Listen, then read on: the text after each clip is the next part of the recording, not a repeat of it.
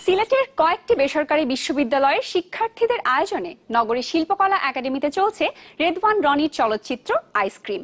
মঙ্গলবার থেকে শুরু হওয়া 4 দিনব্যাপী এই আয়োজনে বেশ ইতিবাচক সাড়া পাচ্ছেন বলে জানান পরিচালক। প্রতিদিনই সাধারণ দর্শকের সাথে বসে ছবিটি উপভোগ করছেন আইসক্রিম ছবির 3 অভিনয় শিল্পী উদয়, রাজ ও নাজিফা।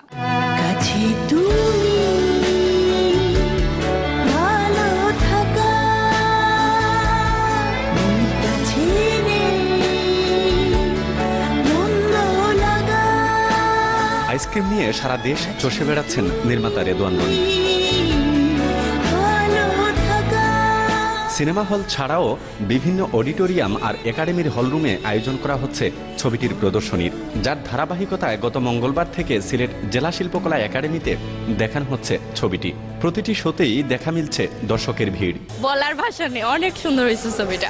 নায়ক নায়িকা ওনারা অনেক ভালো কাজ করছেন, আসলে তাদের দেখার পর আমি অবভিয়াসলি অনেক ফ্যান হয়ে গেছি। এখানে অন্ধকারে তবু হাওয়া বারে বারে। বলা হয় ঢাকায় ছবিতে এখন চলছে দর্শক খরা, অথচ এমন বিকল্প প্রদর্শনীর চিত্র বলছে উল্টো কথা। এখানে ছবি দেখতে আসা অনেকেই জানালেন প্রেক্ষাগৃহের পরিবেশের কারণে সেখানে ছবি দেখতে যান না তারা। হলে দেখার মতো পরিবেশ নেই, তাই এখানে শিল্পকলাতে আসছে ছবি দেখার জন্য। এমন কিছু নতুনত্ব আছে যা আসলে হলে হয়তো দেখা যায় না, আর হলের পরিবেশ খুবই খারাপ। বিকল্প প্রদর্শনীর আয়োজক ও ছবিটির নির্মাতারা জানালেন ভালো ছবি মানুষের দোরগোড়ায় পৌঁছাতেই এমন ব্যবস্থা নিয়েছেন তারা, যার ফল মিলছে হাতে নাতে। ঢাকার বাইরে আসলে ভালো সিনেমা হলের অভাব, যেখানে আসলে মধ্যবিত্ত দর্শক ঠিকঠাক পরিবেশ নিয়ে একটা মেয়ে সে সিকিউরিটি নিয়ে সিনেমা হলে যাবে, সো ওই জায়গাটার কিন্তু বড় অভাব কিন্তু আমাদের দেশে আছে। সিনেমা দেখার জন্য সবাই খুব উৎসাহ নিয়ে ফ্যামিলি দলবল নিয়ে আসছে, এটা অনেক ভালো লাগার বিষয়। সিনেমা হল ও বিকল্প প্রদর্শনীর সবখানেই দর্শকের সাড়া মেলায় খুশি ছবিটির শিল্পীরাও।